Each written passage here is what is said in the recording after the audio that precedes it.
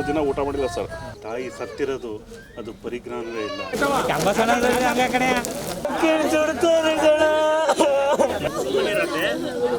ಇಷ್ಟ ತನಕ ಇದು ಮಾಡಿದಿ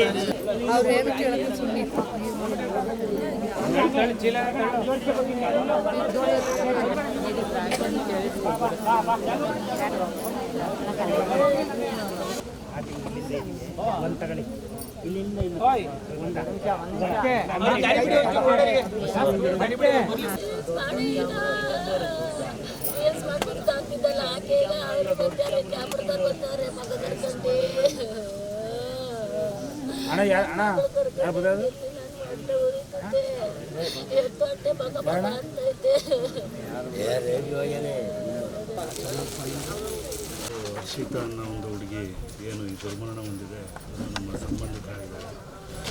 ಹುಡುಗಿ ತುಂಬ ಹೆಲ್ತಿಯಾಗಿದ್ದರು. ಈ ಹುಡುಗಿ ಮೂಲ ಬಂದ್ಬಿಟ್ಟು ದ್ಯಾವಣಗೆರೆ, ಶಿವಮೊಗ್ಗ ಜಿಲ್ಲೆ ದ್ಯಾವಣಗೆರೆ ಹತ್ರ ಇದ್ದಿದ್ದು. ಈ ಹುಡುಗಿ ಒಂದು ನಾಲ್ಕೂವರೆ ವರ್ಷ ಆಗಿತ್ತು ಮದುವೆ ಆಗಿ. ಪವನ್ ಅಂತ ಹುಡುಗನಿಗೆ ಕೊಟ್ಟು ಮದುವೆ ಮಾಡಿದ್ರು. ಈಗ ಮೊದಲನೇ ಮಗು ಒಂದು 3 ವರ್ಷದ ಗಂಡು ಮಗು ಇತ್ತು. ಈಗ 2ನೇ ಮಗು ಡೆಲಿವರಿಗೋಸ್ಕರ ತಾಯಿ ಮನೆಗೆ ಹೋಗಿತ್ತು. ಹುಡುಗಿ ತುಂಬ ಹೆಲ್ತಿಯಾಗಿತ್ತು. ಇವತ್ತಿನ ತನಕ ಏನೇ ಒಂದು ಕಾಯಿಲೆ ಆ ಥರ ಒಂದು ಪ್ರಾಬ್ಲಮ್ ಏನೂ ಇರಲಿಲ್ಲ, ಹೆಲ್ತ್ ಇಶ್ಯೂಸ್ ಏನೂ ಇರಲಿಲ್ಲ. ಆದರೆ ನಿನ್ನೆ ಬೆಳಗ್ಗೆ 10 ಗಂಟೆ ತಿಂಡಿ ಮಾಡೋ ತನಕ ಚೆನ್ನಾಗೇ ಇದ್ದು. ಮಗು 1 ತಿಂಗಳು ಮಗು ಇದೆ, ಹೆಣ್ಣು ಮಗು ಇದೆ. ಈಗ ಆ ಮಗುವಿಗೆ ಫೀಡಿಂಗು ಮಾಡಿಸ್ತೇನೆ. ಅದಾಗ ಒಂದು 5 ನಿಮಿಷಕ್ಕೆ ಎದೆ ನೋವು ಕಾಣಿಸ್ಕೊಂಡಿದೆ ಮಗುವಿಗೆ. ಈ ಹುಡುಗಿಗೆ ಎದೆ ನೋವು ಕಂಡು ನನಗೆ ಎದೆ ನೋವ್ತಾ ಇದೆ ಅಮ್ಮ ಅಂತ ಹೇಳಿದಾಗ ಸೀದಾ ಕರ್ಕೊಂಡು ಹಾಸ್ಪಿಟ್ಲಿಗೆ ಹೊರಟಿದ್ದಾರೆ ಶಿವಮೊಗ್ಗಕ್ಕೆ. ದಾರಿ ಮಧ್ಯದಲ್ಲೇ ಕೊನೆ ಹೆಸರು ಹೇಳಿದಾಳೆ. ನಮಗೊಂದು ನೋವು ಏನಾಗ್ತಾ ಇರೋದು ಅಂತೇಳಿದರೆ, ಇಂಥ ಚಿಕ್ಕ ಮಕ್ಕಳಿಗೆ ಈ ಥರ ಆಗ್ತಾ ಇದೆಯಲ್ಲ, ಇದರಿಂದ ಏನು ಅಂತ ಡಾಕ್ಟ್ರುಗಳು ಆಗಲಿ ಇದಾಗಲಿ ಪರ್ಫೆಕ್ಟಾಗಿ ಫ್ಯಾಮಿಲಿಯವ್ರಿಗೆ ಒಂದು ರೀಸನ್ ಕೊಡ್ತಾ ಇಲ್ಲ. ಈಗೇನಾದ್ರು ಈ ಥರ ಇಶ್ಯೂಗಳಾಗಿ ಸತ್ತರೆ ಹಾರ್ಟ್ ಅಟ್ಯಾಕ್ ಅಂತ ಡಿಕ್ಲೇರ್ ಮಾಡ್ತಾಯಿದ್ದಾರೆ. ಎಲ್ಲ 45ರಿಂದ 50 ವರ್ಷದ ಕೆಳಗಡಿನ ಮಕ್ಕಳುಗಳು ಈ ಥರ ಸಾವು ಆಗ್ತಾ ಇರೋದು ಇದೊಂದು ದುರಾದೃಷ್ಟಕರ ಅಂತ ಹೇಳ್ತಾ ಇದ್ದೀನಿ. ದಯವಿಟ್ಟು ಇದ್ರ ಬಗ್ಗೆ ಹೆಲ್ತ್ ಡಿಪಾರ್ಟ್ಮೆಂಟ್ ಅವರಾಗಲಿ ಸರ್ಕಾರ ಆಗಲಿ ಗಮನ ಹರಿಸಿ ಈ ಯುವಜನನ ಕಾಪಾಡಬೇಕು. ಇದನ್ನು ಇವತ್ತು ಈ ಥರ ನೋವನ್ನು ಕೊಟ್ಟಿದೆ. ಇನ್ನೊಂದು 3 ವರ್ಷದ ಮಗುಗೆ ಇಲ್ಲಿ ತಾಯಿ ಸತ್ತಿರೋದು ಅದು ಪರಿಜ್ಞಾನವೇ ಇಲ್ಲ. ಪಾಪ ಆಟ ಆಡ್ಕೊಂಡು ಓಡಾಡ್ತಾ ಇದೆ.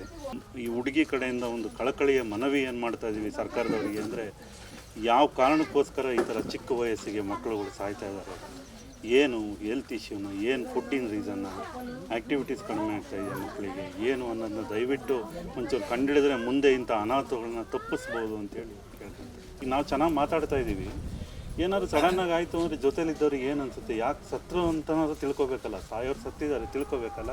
ಇದು ಸರ್ ಕೊಮ್ಮನಹಳ್ಳಿ ಅಂತ ಊರು. ನನ್ನ ಸ್ನೇಹಿತನ ಭಾವನ ಮಗಳು, ನನ್ನ ಬಾಮೈನ ಇವರು ಸರ್ ನಮ್ಮ ಫ್ರೆಂಡಿನ. ಹಾಗಾಗಿ ಬರೀ ಕೋವಿಡ್ ಟೈಮಲ್ಲಿ ಭಾಳ ಸಮಸ್ಯೆಯಿಂದ ಒಂದು ದಿನ ಊಟ ಮಾಡಿಲ್ಲ ಸರ್. ಒಂದು ದಿನ ಬೆಳಗ್ಗೆ 5 ರೂಪಾಯಿ ಬಿಸ್ಕೆಟ್ ತಿಂದು ಅರ್ಧ ಲೀಟ್ರ್ ನೀರು ಕುಡಿದು ಬೆಳಗಿಂದ ಸಂಜೆ ಗಂಟಲು ಹಸ್ಕೊಂಡು ಆ ಡಾಕ್ಯುಮೆಂಟ್ಸ್ ಇಸ್ಕೊಳ್ಳೋಕ್ಕೆ ಬರೀ ಪಾಸ್ ತಗೊಳ್ಳೋಕ್ಕೋಸ್ಕರ ಬೆಳಗಿಂದ ಸಂಜೆ ಗಂಟಲು ಇದ್ದು ಸರ್. ವನವಾಸ ಹತ್ಕೊಂಡು ಅವತ್ತಿನ ಸರ್ಕಸ್ ಜೀವನ ಮಾಡ್ಕೊಂಡು ಅವತ್ತು ಮದುವೆ ಮಾಡ್ಕೊಂಡು ಇಲ್ಲೇ ತಂದು ಮದುವೆ ಮಾಡಿದ್ರು ಸರ್. ಪರಿಸ್ಥಿತಿ ನೋಡ್ಬಿಟ್ರೆ ನಿನ್ನೆಯಿಂದ ಸರ್ ಊಟ ಮಾಡಿಲ್ಲ ನಾನು.